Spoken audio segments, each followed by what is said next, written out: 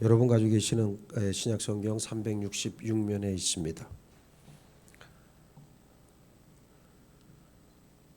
다 찾으셨어요? 한 목소리로 같이 우리 합독하겠습니다. 시작. 믿음으로 7일 동안 여리고를 도니 성이 무너졌으며 믿음으로 기생 라합은 정탐꾼을 평안히 영접하였으므로 순종하지 아니한 자와 함께 멸망하지 아니하였도다. 아멘. 할렐루야. 자, 오늘 말씀 본문의 말씀을 통해서 히브리서 잘 알고 있는 지금 믿음에 관련된 말씀이죠. 그래서 오늘 제목을 믿음으로 시련을 이겨라 하는 제목의 말씀을 여러분들에게 전하겠습니다. 자, 하나님과 우리 사이를 연결하는 유일한 통로, 유일한 길은 뭡니까? 믿음이지요. 그래서 오늘 말씀은 세 가지 사건을 통해서 우리가 시련을 만났을 때 우리 믿음으로 인한 복과 승리에 대해서 우리들에게 말씀을 해주고 있습니다. 성도는 반드시 믿음으로 승리하고 승리해야만 하는 존재들이지요. 먼저 요단강을 건넌 이스라엘 백성들을 우리들이 한번 생각을 해봐야 됩니다. 자, 이스라엘 백성들은 요단강을 건널 때 사람의 이성에 의지해서 뒤로 물러설 것이냐 아니면 앞으로 전진할 것이냐를 놓고 결정해야만 했습니다. 그때 여호수아는 담대하게 믿음으로 제사장과 이스라엘 백성들에게 앞으로 전진하라 명령했습니다.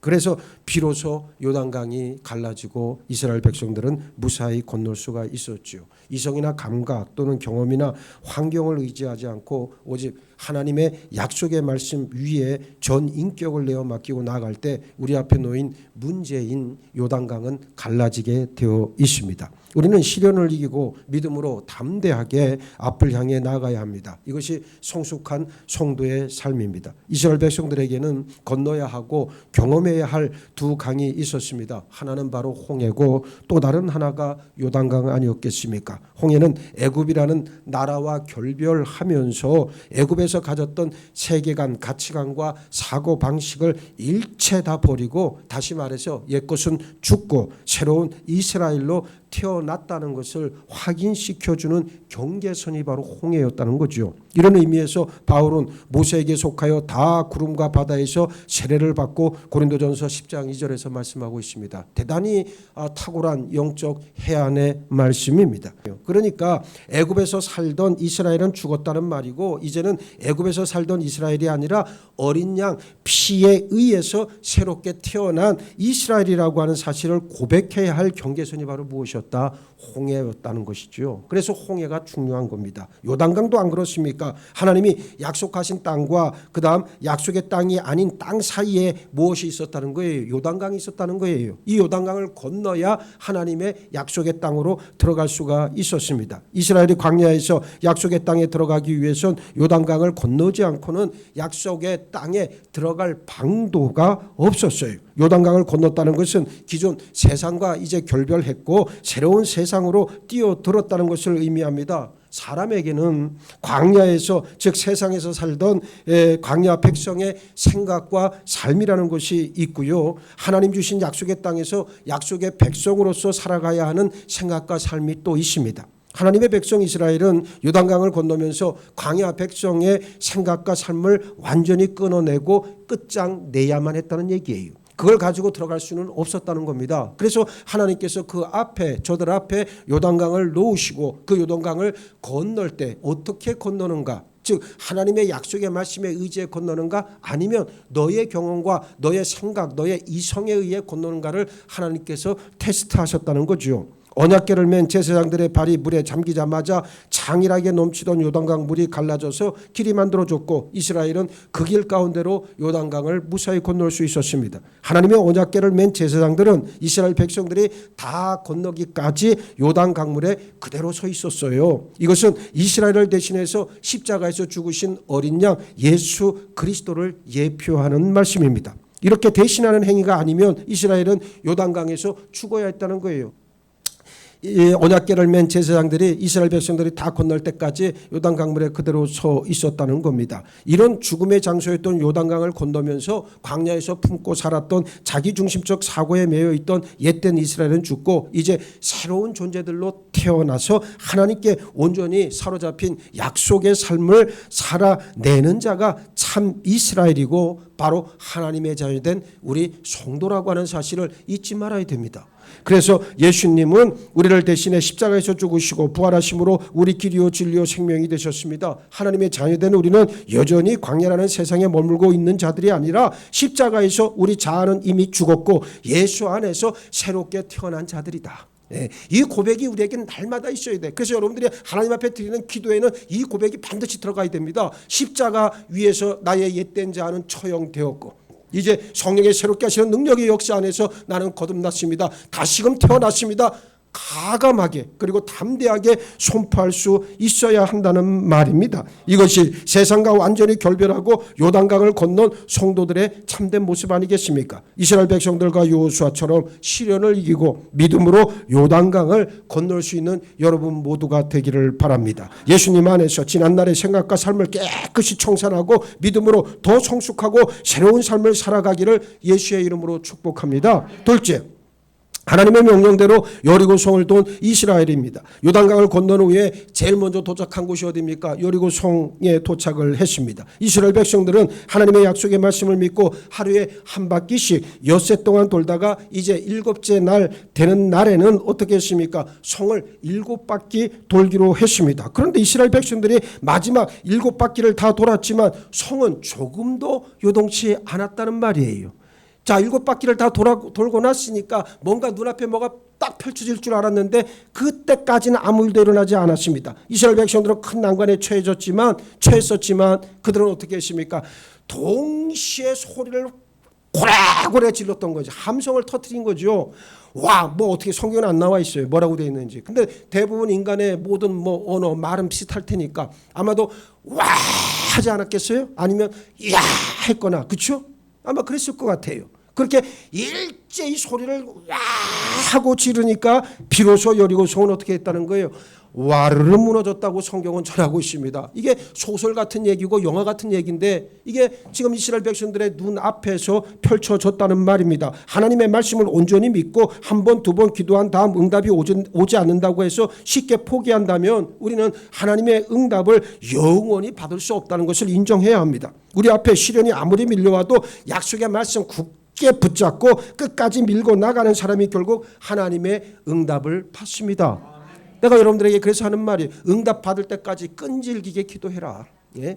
응답 받을 때까지 끈질기게 기도하면 됩니다. 오래 참고 인내하는 사람이 승리하게 되어 있습니다. 이에 백성은 외치고 제사장들은 나팔을 불매 백성이 나팔 소리를 들을 때에 크게 소리질러 외치니 성벽이 무너져 내린지라. 백성이 각기 앞으로 나아가 그 성에 들어가서 그 성을 점령하고 그 성 안에 있는 모든 것을 온전히 바치되 남녀노소와 소와 양과 나귀를 칼날로 멸하니라 그랬습니다. 여리고 성은 그렇게 큰 성은 아니었지만 어떠한 성이었어요? 아주 대단히 견고했던 성이었습니다. 외벽이 2m. 그러니까 겉에 있는 외벽, 그 성의 외벽이 2m나 되니까 아주 엄청난 성입니다. 내벽은 또 4m나 됩니다. 높이가 10m나 되었어요. 엄청나게 높은 성이었습니다. 여리고 성에는 오아시스가 있었고 요단 대평원의 서부가 위치하고 있었기 때문에 가나안 지역 전체를 방어하는 방어 거점으로서 아주 중요한 군사적인 요충지가 바로 여리고 성이었습니다. 그러니까 당연히 튼튼하게 지었겠지요. 이런 상황에서 제대로 훈련된 정규군도 아닌 이스라엘 백성들이 성을 점령한다는 것은 얼마나 어려운 일이었는지를 능히 짐작할 수 있습니다. 그러나 여호수아가 이끄는 이스라엘 백성들은 하나님의 작전 명령대로 하나님이 명하신 말씀대로 그 말씀을 의지하고 어떻게 했습니까? 그대로 행했다는 말씀입니다. 이것은 오로지 하나님을 전폭적으로 신뢰하는 철저한 믿음에 바탕했습니다. 여리고성 함락의 실질적 지휘자는 여호수아가 아니라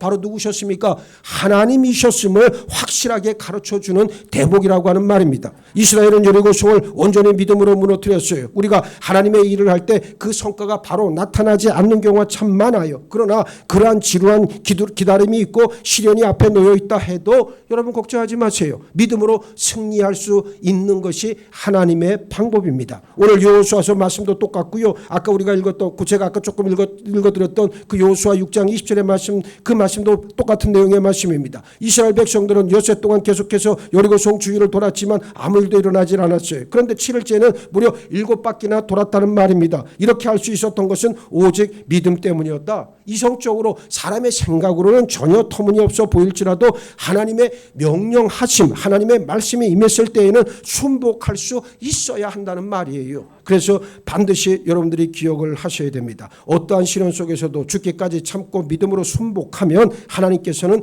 기적을 경험하게 해 주신다는 사실입니다. 지금도 하나님은 믿음의 사람을 통해 일하고 계십니다. 믿음의 사람들이 다 되시기를 예수의 이름으로 축복합니다. 셋째, 가족을 구원한 라합의 믿음입니다. 오늘 본문 말씀에도 라합에 대한 이야기가 나오죠. 기생 라합은 하나님의 실제를 믿고 하나님의 구원 섭리를 믿었던 여인이었습니다. 그래서 여리고성이 함락될 때 가족 구원을 위해 적극적으로 노력했던 사람이에요. 라합이 이렇게 할 수 있었던 것은 하나님의 약속의 말씀을 어떻게 했기 때문입니까? 굳게 믿은 결과 때문이었습니다. 우리는 라합의 믿음을 본받아야 합니다. 이스라엘이 광야에서 40년 방랑 생활을 끝내고 가나안 땅으로 들어가기 전 몇 사람의 정탐꾼을 여리고성 안으로 보내잖아요. 여리고성은 당시 엄청나게 튼튼하고 성 안은 치안 상태가 굉장히 좋은 곳이라 정보가 아주 필요했을 거예요. 그래서 여리고는 가나안 땅의 첫 관문이자 방어 거점이었으니까 이스라엘은 그 땅을 점령하기에 앞서 정탐꾼들을 먼저 보냈던 거지요. 여리고라고 하는 말은 향기의 도시, 달의 고을, 종려나무의 성이라고 하는 아주 아름다운 별명을 가지고 있는 그러한 성이었습니다. 아주 풍요로운 땅이었어요. 이런 여리고성을 하나님께서 이스라엘 백성들에게 주기로 약속하셨고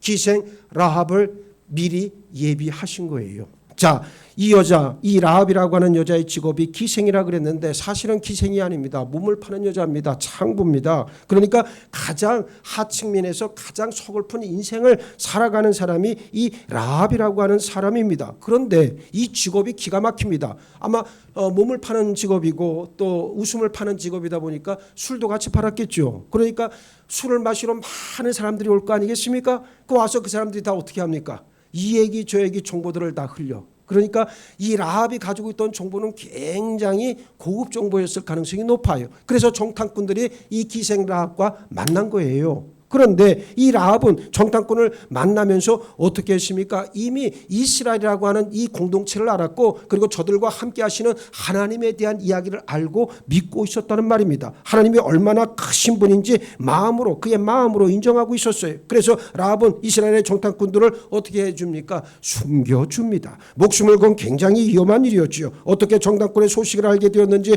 여리고성 사람들이 라합에게로 달려왔습니다. 이미 라합은 정탐꾼들을 이끌고 지붕에 올라가 숨겨 놓은 상태였습니다. 여리고 사람들이 라합에게 다그칩니다. 니게로 와서 니게로 들어간 그 사람들을 끌어내라. 그들은 이 온 땅을 정탐하러 왔느니라. 라합은 저들의 이런 말과 행동을 능숙하게 따돌렸습니다. 라합은 정탐꾼들에게 이스라엘 사람들이 애굽을 떠나 홍해를 건너고 요단강 동편의 아모리 사람의 두 왕 시온과 옥을 쓰러뜨린 모든 이야기들을 잘 알고 있습니다. 이스라엘 백성이 한 것을 소문으로 듣고 내가 얼마나 떨었는지 모릅니다. 나에게는 하나님께서 이 땅을 당신들에게 주셨다는 확신이 있습니다. 그러니 내가 당신들을 잘 보살펴 준 것처럼 당신들도 우리 아버지, 내 어머니, 오빠, 남동생들 그리고 우리 자매들을 해치지 않겠다고 약속해 주십시오. 이렇게 요청한 거 아닙니까? 예? 얼마나 대단한 이 마음의 크기를 가지고 있는 여인이었습니까? 정탐꾼들은 창문 아래로 붉은 줄을 내리고 네 부모와 형제와 네 아비의 가족을 다 네 집에 모이게 하라. 그러면 살 것이다. 아주 중요한 약속을 해주잖아요. 라합은 이제 그 정탐꾼들이 안전하게 빠져나갈 수 있도록 자기 집에 붉은 줄을 달아 내렸습니다. 여리고 성이 함락될 때 라합은 붉은 줄을 내렸고 그 믿음 때문에 온 가족이 어떻게 되었다? 구원받았다. 네? 라합 한 사람의 믿음 때문에 온 가족이 구원을 받았다는 거예요. 할렐루야. 라합이 그 삶의 전형을 우리에게 보여주었다는 그러한 말씀입니다. 성경에는요 수많은 약속의 말씀이 있고 우리가 이 약속의 말씀을 나의 것으로 받아들이고 그 말씀 위에 굳게 서서 하나님께 부르짖어 기도하기만 하면 하나님은 반드시 응답하십니다. 그리고 그 응답 뒤에 우리가 열심으로 순종하고 복종하면 더 큰 풍성한 열매를 맺도록 하나님께서 역사하십니다. 그러나 그 과정에 시련이 따른다는 것을 알고 어떤 시련이 다가오더라도 끝까지 참고 인내하며 나가는 사람에게 그와 같은 복을 주신다는 사실이에요. 말씀을 맺습니다. 우리 모두 여호수아와 이스라엘 백성들처럼 우리가 감당하기 벅찬 시련과 환난이 다가오더라도 약속의 말씀 굳게 붙잡고 끝까지 인내해 승리할 수 있는 여러분 모두가 되기를 바랍니다. 하늘의 신령한 믿음의 복과 땅에 기름진 물질의 복을 넘치도록 받아 누릴 권리가 우리에게는 있다는 거예요. 예? 여러분들이 내 설교를 오해하는데 내가 영적인 얘기만 하니까 목사님은 영적인 것만 그거 아니에요. 성경은 영적인 강성함 뒤에 이 땅의 기름진 복도 함께 말씀하고 있어요. 예? 이걸 우리는 무시할 수 없습니다. 그래서 여러분들이 먼저 중요한 것은 영혼이 똑바로 서 있어야 됩니다. 영혼이 강성하게 똑바로 서 있어야 나머지 복도 따라오는 거예요. 그래서 예수님의 말씀도 그 말씀이요. 너희는 먼저 그의 나라와 의를 구하라. 그리하면 이 모든 것을 너에게 더해 주리라.